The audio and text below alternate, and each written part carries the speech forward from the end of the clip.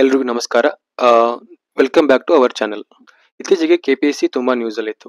Okay, KPSC ಯಾಕೆ news ಅಲ್ಲಿ ಇತ್ತು ಅಂತಂದ್ರೆ 2024 ಅಲ್ಲಿ ಏನ್ ಮಾಡ್ತಾರೆ, ಸೊ 384 ಹುದ್ದೆಗಳಿಗೆ ಏನ್ ಮಾಡುತ್ತೆ KPSC, so preliminary exam conduct ಮಾಡುತ್ತೆ. ಸೊ ಫಸ್ಟ್ ಎಕ್ಸಾಮ್ ಕಂಡಕ್ಟ್ ಮಾಡಿರೋದು August 27ಗೆ. ಓಕೆ, ಇದೇ ಎಕ್ಸಾಮ್ ಏನು ರೀ ಎಕ್ಸಾಮ್ ಆಗುತ್ತೆ December 29ಗೆ. ಸೊ ಇಲ್ಲಿ ಏನಾಗುತ್ತೆ, ಮೋರ್ ದೆನ್ 2 lakh ಮೆಂಬರ್ಸ್ ಏನ್ ಮಾಡಿರ್ತಾರೆ, ಅಪ್ಲೈ ಮಾಡಿರ್ತಾರೆ. ಸೊ ಅದರಲ್ಲಿ 48% ಜನ ಮಾತ್ರ ಏನು ಎಕ್ಸಾಮ್ನ ತಗೊಳ್ತಾರೆ.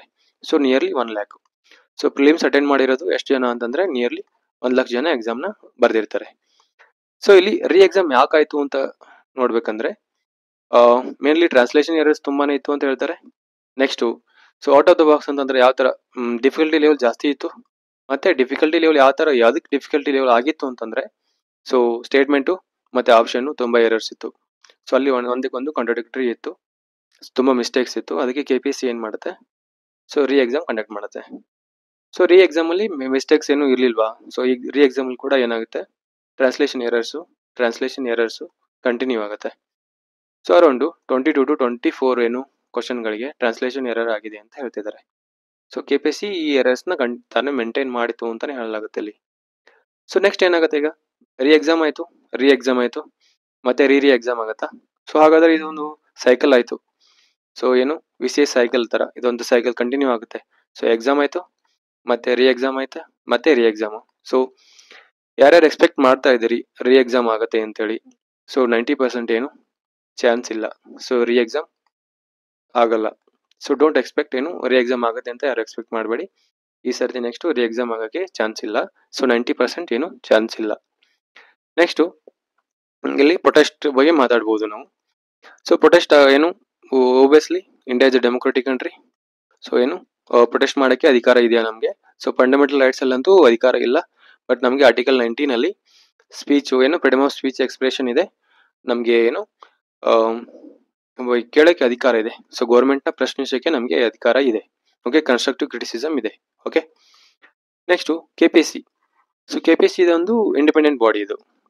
ಸೊ ಏನದು ಇಂಡಿಪೆಂಡೆಂಟ್ ಬಾಡಿ, ಕಾನ್ಸ್ಟಿಟ್ಯೂಷನಲ್ ಬಾಡಿ ಅಂತ ಹೇಳ್ತಾರೆ. ಸೊ ಆರ್ಟಿಕಲ್ 315 to 323 ಅಲ್ಲಿ ಮೆನ್ಷನ್ ಮಾಡಿದೆ. ಸೊ ಸೆಂಟ್ರಲ್ ಅಲ್ಲಿ UPSC, ಸ್ಟೇಟ್ ಅಲ್ಲಿ ಸ್ಟೇಟ್ ಏನು PSC. ಇದು ಆಲ್ ಇಂಡಿಯಾ ಎಕ್ಸಾಮ್ ಕಂಡಕ್ಟ್ ಮಾಡುತ್ತೆ, ಇದು ಸ್ಟೇಟ್ ಎಕ್ಸಾಮ್ಗಳಿಗೆ ಕಂಡಕ್ಟ್ ಮಾಡುತ್ತೆ. ಸೊ ಅದೇ ತರ KPSC ನಮ್ಮ ಏನು ಕರ್ನಾಟಕ ಸ್ಟೇಟ್ ಅಲ್ಲಿ ವೇರಿಯಸ್ ಏನು ಪೋಸ್ಟ್ಗೆ ಎಕ್ಸಾಮ್ ಕಂಡಕ್ಟ್ ಮಾಡುತ್ತೆ. ಸೊ ಇದೇನ್ ಮಾಡ್ಬೋದು KPSC ಏನ್ ಮಾಡ್ಬೋದು, ಸೊ ಗ್ರೇಸ್ ಮಾರ್ಕ್ಸ್ ಕೊಡ್ಬೋದು. ವಾಟ್ ಎವರ್ ಏನು ಟ್ರಾನ್ಸ್ಲೇಷನ್ ಎರರ್ಸ್ ಆಗಿದೆ ಅಲ್ಲಿ ಗ್ರೇಸ್ ಮಾರ್ಕ್ಸ್ ಕೊಡ್ಬೋದು. ನೆಕ್ಸ್ಟ್ ರೇಷಿಯೋ ಇನ್ಕ್ರೀಸ್ ಮಾಡ್ಬೋದು. ಸೊ ಇಲ್ಲಿ ಏನಾಗುತ್ತೆ, ಪ್ರಿಲಿಮ್ಸ್ ಆದ ನಂತರ ಮೇನ್ಸಿಗೆ ಹೋಗೋಕೆ ಏನು 1:15 ಅಲ್ಲಿ ಸೆಲೆಕ್ಟ್ ಮಾಡ್ಬೇಕಂತ ಏನು ನೋಟಿಫಿಕೇಶನ್ ಅಲ್ಲಿ ಇದೆ. ಸೊ ಇದು ಅದಕ್ಕೆ ಮುಂಚೆ ಏನ್ ಮಾಡ್ತಿದ್ರು 1:20 ಮಾಡ್ತಾ ಇದ್ರು. ಸೊ 2020 ಆನ್ವರ್ಡ್ಸ್ 1:15 ಮಾಡಿದ್ದಾರೆ. ಸೊ ಇದನ್ನ ಇನ್ಕ್ರೀಸ್ ಮಾಡಿ 1:30 ಮಾಡಬೇಕು ಅಥವಾ 1:100 ಮಾಡಬೇಕು ಅಂತ ಹೇಳ್ತಿದ್ದಾರೆ. ಸೊ ಇಲ್ಲಿ ಏನಾಗುತ್ತೆ, ಈ ತರ ಒಂದು ಗ್ರೇಸ್ ಅಂಕ ಕೊಡೋದ್ರಿಂದ ಅರೌಂಡ್ 4 ಕ್ವಶನ್ಗೆ ಅಥವಾ ಇನ್ಕ್ರೀಸ್ ಮಾಡೋದ್ರಿಂದ ಇಲ್ಲಿ ಏನಾಗುತ್ತೆ, ಗ್ರೇಸ್ ಮಾರ್ಕ್ಸ್ ಕೊಡೋದ್ರಿಂದ 50 ಮಾರ್ಕ್ಸ್ ಏನಾಗುತ್ತೆ, ಸೊ 50 ಮಾರ್ಕ್ಸ್ ನಿಯರ್ಲಿ 50 ಮಾರ್ಕ್ಸ್ ಏನಾಗುತ್ತೆ, ಇದರಿಂದ ಏನು ಸೀರಿಯಸ್ ಕ್ಯಾಂಡಿಡೇಟ್ಸ್ ಗಳಿಗೆ ಇಲ್ಲಿ ನಷ್ಟ ಆಗುತ್ತೆ. ಓಕೆ, ಸೊ ನೆಕ್ಸ್ಟ್ ಇಲ್ಲಿ ರೇಷಿಯೋ ಇನ್ಕ್ರೀಸ್ ಮಾಡೋದು ಅಂತ ಏನು ಹೇಳ್ತಿದ್ದಾರೆ. ಸೊ ನಾನು 1:30 ಮಾಡಬೇಕು ಅಥವಾ 1:100 ಮಾಡಬೇಕು ಅಂತ ಹೇಳಿ. ಸೊ ಇಲ್ಲೊಂದು ಕಾನ್ಸೆಪ್ಟ್ ಬರುತ್ತೆ, ನೋ ಫಸ್ಟ್ ಬ್ಯಾಕ್ ಟು ಅಂತ ಕಾನ್ಸೆಪ್ಟ್ ಬರುತ್ತೆ. ಸೊ ಈಗ ಎಲ್ಲರೂ ಎಷ್ಟು ಪ್ರಿಪೇರ್ ಮಾಡ್ತಿದ್ದಾರೆ, 1:15ಗೆ ಮಾಡ್ತಿದ್ದಾರೆ ತಾನೇ ಎಲ್ಲರೂ. 1:15 ಪ್ರಿಪೇರ್ ಮಾಡ್ತಿದ್ದಾರೆ. ಇವನ್ ನಾನು ಪ್ರಿಪೇರ್ ಮಾಡ್ತಿದ್ರು 1:15 ಪ್ರಿಪೇರ್ ಮಾಡ್ತಾ ಇದ್ದೀನಿ.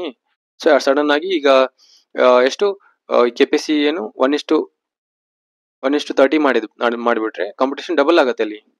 ಕಾಂಪಿಟೇಷನ್ ಡಬಲ್ ಆಗುತ್ತಲ್ಲ, ಒಬ್ವಿಯಸ್ಲಿ ನಾನಿಂದ ಯಾರು ಚೆನ್ನಾಗಿ ಸ್ಕೋರ್ ಮಾಡಿರ್ತಾರೆ, ಒಳ್ಳೆ ಸ್ಕೋರ್ ತೆಗೆದಿರ್ತಾರೆ, ಅವ್ರಿಗೆ ಇದು ಇಷ್ಟ ಆಗಲ್ಲ. ದೇ ಡೋಂಟ್ ಎಕ್ಸ್ಪೆಕ್ಟ್, ಇದು ಮೊರಲಿ ರಾಂಗ್ ಆಗುತ್ತೆ ಇದು.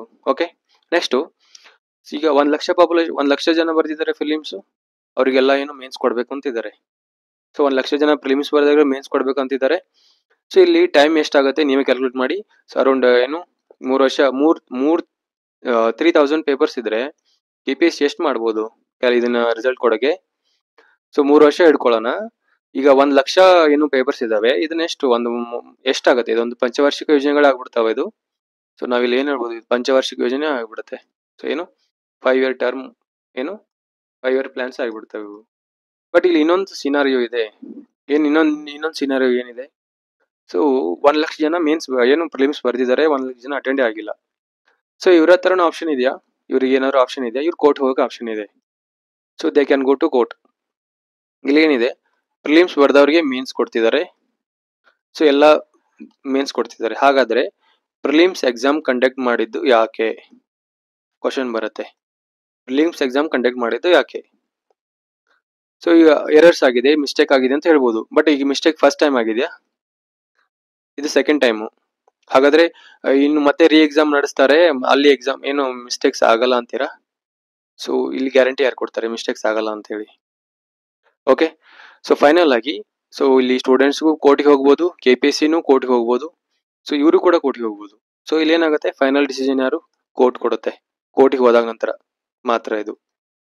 ನೆಕ್ಸ್ಟ್ ಇಲ್ಲಿ ಎಥಿಕ್ಸ್ ಮೊರಾಲಿಟಿ ನೋಡ್ಬೇಕಂದ್ರೆ ಆಲ್ರೆಡಿ ನಾವು ಡಿಸ್ಕಸ್ ಮಾಡಿದ್ವಿ. 1:100 1:30 ಗ್ರೇಸ್ ಮಾರ್ಕ್ಸ್ ಕೊಟ್ರೆ ಮೆರಿಟ್ ಡೌನ್ ಆಗುತ್ತೆ ಇಲ್ಲಿ. ಸೊ ಮೆರಿಟ್ ಬರಲ್ಲ, ಮೆರಿಟ್ ಡೌನ್ ಆಗುತ್ತೆ ಸೀರಿಯಸ್ ಕ್ಯಾಂಡಿಡೇಟ್ಗಳಿಗೆ. ಇಲ್ಲಿ ಒಂಥರ ಸೊ ಅವರು ಏನು ನಷ್ಟ ಹೋಗ್ತಾರೆ ಅಂತ ಹೇಳ್ಬೋದು. ನೆಕ್ಸ್ಟ್ ಟ್ರಾನ್ಸ್ಲೇಷನ್ ಎರರ್ಸ್ ಕನ್ನಡ ಮಾಧ್ಯಮ ಅಭ್ಯರ್ಥಿಗಳಿಗೆ ತುಂಬಾನೇ ಇಲ್ಲಿ ಏನಾಗುತ್ತೆ, ಒಂಥರ ಫೇವರಿಟಿಸಮ್ ಮಾಡ್ದಂಗೆ ಆಗುತ್ತೆ ಇಂಗ್ಲಿಷ್ ಮೀಡಿಯಂ ಸ್ಟೂಡೆಂಟ್ಸ್ಗಳಿಗೆ. ಸೊ ಕನ್ನಡ ಮೀಡಿಯಂ ಅಭ್ಯರ್ಥಿಗಳಿಗೆ ಏನಾಗುತ್ತೆ, ಕ್ವಾಲಿಫಿಕೇಶನ್ ಸೀನರಿಯೋ ಚೇಂಜ್ ಆಗುತ್ತೆ. ನಾವು ಆಲ್ರೆಡಿ ನೋಡಿದ್ವಿ 106 ಪೋಸ್ಟ್ ಅಲ್ಲಿ KS ಎಕ್ಸಾಮು. ಸೊ 2021 ಅಲ್ಲಿ ಏನಾಗಿದೆ, ಮೋರ್ ದೆನ್ 90% ಏನಾಗಿರೋದು ಇಂಗ್ಲಿಷ್ ಮೀಡಿಯಂ ಅಭ್ಯರ್ಥಿಗಳೇ ಸೆಲೆಕ್ಟ್ ಆಗಿರೋದು. ಸೊ ಈ ತರ ಏನು ಟ್ರಾನ್ಸ್ಲೇಷನ್ ಎರರ್ಸ್ ಆಗ್ತಾ ಇದ್ರೆ ಸೊ ಕನ್ನಡ ಮಾಧ್ಯಮ ಅಭ್ಯರ್ಥಿಗಳು ಏನ್ ಮಾಡ್ಬೇಕು? ಸೊ ಈ ತರ ಡ್ರೈನೇಜ್ ಚರಂಡಿ ಈ ತರ ಟ್ರಾನ್ಸ್ಲೇಷನ್ ಕೊಟ್ಬಿಟ್ರೆ ಕನ್ನಡ ಮೀಡಿಯಂ ಸ್ಟೂಡೆಂಟ್ಗಳಿಗೆ ಏನ್ ಮಾಡ್ಬೇಕು ಅವರು? So what will they do? Exam ಅಲ್ಲಿ ಏನಾಗುತ್ತೆ, ಕನ್ನಡ ಅರ್ಥ ಆಗಲ್ಲ, ಇಂಗ್ಲಿಷ್ ನೋಡ್ಬೇಕಂದ್ರೆ ಇಂಗ್ಲಿಷ್ ಅವರಿಗೆ ಅಂಡರ್ಸ್ಟ್ಯಾಂಡಿಂಗ್ ಆಗಲ್ಲ. ಸೊ ಅವಾಗ ಅವ್ರು ಏನ್ ಮಾಡ್ಬೇಕು? ಸೊ ಇದು KPSCನೇ ಆನ್ಸರ್ ಮಾಡ್ಬೇಕು ಇದಕ್ಕೆ. So nobody will answer. So KPSC should answer. ಇಲ್ಲೇನಾಗುತ್ತೆ, ಫೈನಲ್ ಆಗಿ ನಾವು ಏನ್ ಮಾಡ್ಬೇಕು, ನಮ್ಮ ಹತ್ರ ಇರೋದು ಆಪ್ಷನ್ ಏನಂತಂದ್ರೆ ನಮ್ಮ ಹತ್ರ ಆಪ್ಷನ್ ಏನಿದೆ, ಟ್ರಸ್ಟ್ ದ ಪ್ರೊಸೆಸ್. ನಾವು ಪ್ರೊಸೆಸ್ ನ ಟ್ರಸ್ಟ್ ಮಾಡ್ಲೇಬೇಕಾಗತ್ತೆ ಇಲ್ಲಿ. Okay, what ever may be the outcome, ನಾವು ಪ್ರೊಸೆಸ್ ನ ಟ್ರಸ್ಟ್ ಮಾಡ್ಬೇಕಾಗತ್ತೆ. ಸೊ ಯಾಕಂತ ಹೇಳ್ತೀನಿ, ಸೊ ಯಾಕಂದ್ರೆ ಇಲ್ಲಿ ಸೊ ಇದೆಲ್ಲ ಆಗ್ತಿರೋದು, ಟ್ರಾನ್ಸ್ಲೇಷನ್ ಎರರ್ಸ್ ಆಗ್ತಿರೋದು ಯಾಕೆ? ಸೊ ಇಲ್ಲಿ ಒಂದು ಇನ್ಫಾರ್ಮೇಶನ್ ಪ್ರಕಾರ ಟ್ರಾನ್ಸ್ಲೇಷನ್ ಮಾಡಿ ಕೊಟ್ಟಿದ್ದು ಔಟ್ ಆಫ್ ದ ಸ್ಟೇಟ್ ಅವ್ರಿಗೆ ಕೊಟ್ಟಿದ್ದಾರೆ ಅಂತ ಹೇಳ್ತಿದ್ದಾರೆ. So because of to avoid leakage. So obviously ಹಂಗಾದ್ರೆ ಲೀಕೇಜ್ ಇದೆಲ್ಲ ಎಲ್ಲ ಆಗ್ತಿದೆ, ಇದು ವಿತ್ ಇನ್ ಅವರ್ ಸೊಸೈಟಿ ಆಗ್ತಿದೆ ತಾನೆ, our society. So obviously who is responsible? KPSC is solely not responsible. So ನಾವು ಕೂಡ ಒಂದ್ ಲೆಕ್ಕದಲ್ಲಿ ಇದಕ್ಕೆ ರೆಸ್ಪಾನ್ಸಿಬಲ್ ಅಂತ ಹೇಳ್ತೀವಿ. ಇಲ್ಲಿ ನಾವು ಕೂಡ ಬರ್ತೀವಿ, we also responsible for this. ಏನಾಗ್ತಿದೆ ಅದಕ್ಕೆ ನಾವು ಕೂಡ ರೆಸ್ಪಾನ್ಸಿಬಲ್. ಸೊ ನಾವು ಒಬ್ಬರನ್ನೇ ಬ್ಲೇಮ್ ಮಾಡೋದು stop ಮಾಡ್ಲೇಬೇಕಾಗತ್ತೆ.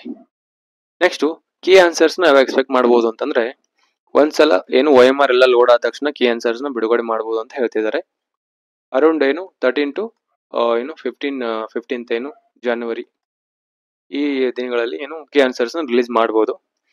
Next revised answers 1 weak ಆದ ನಂತರ 1 ವೀಕ್ ಕೊಡ್ತಾರೆ, ಟೈಮಿಂಗ್ ಕೊಡ್ತಾರೆ. ಸೊ ಅಬ್ಜೆಕ್ಷನ್ಗೆ ಟೈಮಿಂಗ್ ಕೊಡ್ತಾರೆ. ಇದಾದ ನಂತರ ಸೊ 10 days ಟೈಮಿಂಗ್ ಅಲ್ಲಿ ನಮ್ಗೆ ಏನ್ ಬರುತ್ತೆ, ಸೊ ಪ್ರಿಲಿಮ್ಸ್ ರಿಸಲ್ಟ್ ಬರುತ್ತೆ. ಓಕೆ, ಪ್ರಿಲಿಮ್ಸ್ ರಿಸಲ್ಟ್ ಅನೌನ್ಸ್ ಮಾಡ್ಬೋದು ಅರೌಂಡ್ ಲಾಸ್ಟ್ ವೀಕ್ ಜನವರಿ ಅಥವಾ ಫಸ್ಟ್ ವೀಕ್ ಫೆಬ್ರವರಿ ಪ್ರಿಲಿಮ್ಸ್ ರಿಸಲ್ಟ್ ಅನೌನ್ಸ್ ಆಗುತ್ತೆ. ಓಕೆ, ಅನೌನ್ಸ್ ಆಗ್ಬೋದು. ಸೊ KPSC ಇಲ್ಲಿ ಏನ್ ಮಾಡುತ್ತೆ, ಸೊ KPSC ಸೊ ಯಾವ ಡಿಸಿಷನ್ ತಗೊಳುತ್ತೆ ಅಂತ ನಾವು ನೋಡೋಣ. So we should wait and watch. ಮತ್ತೆ ಇಲ್ಲಿ KPSC ಏನ್ ಮಾಡಬೇಕು ಅನ್ನೋದು ಸೊ ಯಾರಿಗಾದ್ರೂ ಒಪಿನಿಯನ್ ಚೆನ್ನಾಗಿ ಸೊ ಗೊತ್ತಿದ್ರೆ ಸೊ ಇಲ್ಲಿ ಸೊ ನೀವು ದಯವಿಟ್ಟು ಕಮೆಂಟ್ ಅಲ್ಲಿ ತಿಳಿಸ್ಬೋದು. Okay, so this is all about it.